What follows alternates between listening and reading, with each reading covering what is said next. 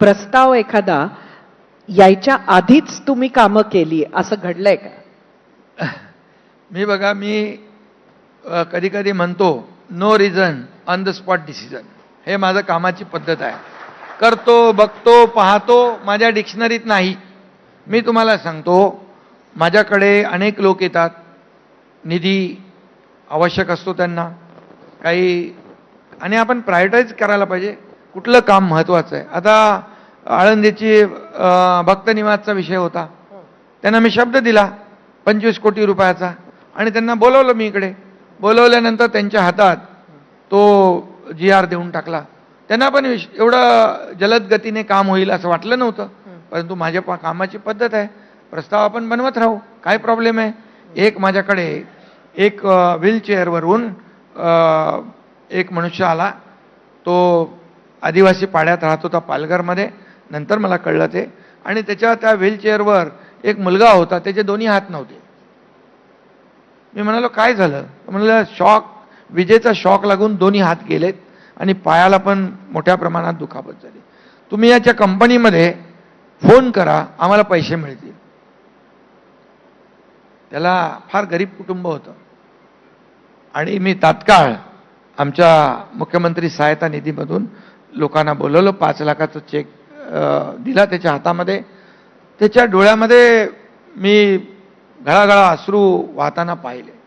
त्यालाही वाटलं नव्हतं की आज मी इथे गेलो आणि मला 5 लाख रुपये, 1-2 लाख रुपयाची कंपनीकडून अपेक्षा होती, त्याला 5 लाख रुपये दिले आणि प्रस्ताव वगैरे तर होत राहतील. शेवटी त्याला गरज कधी आहे, आवश्यकता कधी आहे, त्याला हे पाहिलं पाहिजे, त्याला प्राथमिकता दिली पाहिजे. म्हणून मुख्यमंत्री सहायता निधीमधून मी जवळपास 450 कोटी रुपये माझ्या 2.5 वर्षाच्या कारकिर्दीमध्ये जवळपास 70 ते 80 हजार रुग्णांना जीव वाचवण्यासाठी दिलेले आहे. शिंदेजी, एकंदरीत तुम्ही जे काम महाराष्ट्राच्या दृष्टिकोनातून करताय तसंच काम छोट्या छोट्या जिल्ह्यांमध्ये सुद्धा व्हावं म्हणून जिल्ह्याचे पालकमंत्री सुद्धा असतात. कोणाकडे तरी पालकत्व असावं ही त्याच्या मागची भावना असते. 1 वर्ष झालं सरकार येऊन, पण अजूनही महाराष्ट्राच्या 2 जिल्ह्यांना पालकमंत्री मिळू शकलेले नाही, आणि त्याचं कारण हे आपापसातले वाद, त्या पालकमंत्री पदावर असलेले दावे हेच आहे. काम बंद नाही, काम जिल्ह्याचं थांबलेलं नाही. ज्या पालकमंत्री नसतो त्याचा मुख्यमंत्र्यांकडे जबाबदारी असते, आणि ते कुठल्याही त्या जिल्ह्यामध्ये कुठलंही काम अडलेलं नाही, योग्य वेळी ते निर्णय होईल. काय एवढं पालकमंत्री नाही, एवढा काय मोठा विषय.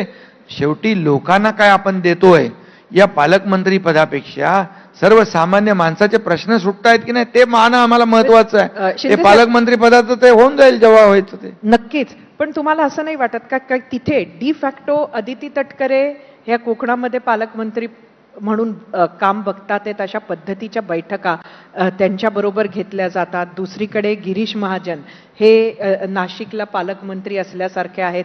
त्यामुळे दोन्ही बाजूला, म्हणजे एकीकडे भरत गोगावले, दुसरीकडे दादा भुसे, यांना कुठेतरी इग्नोर केल्या जातं, आणि दोघंही तुमच्याच पक्षाचे. दोघंही काम करतायत.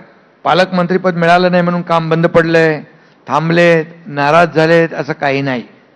ते काम करतात, आणि बिलकुल आम्ही बघा, कुठलं पद मिळाल्यानंतर काम करता येतं, आणि पद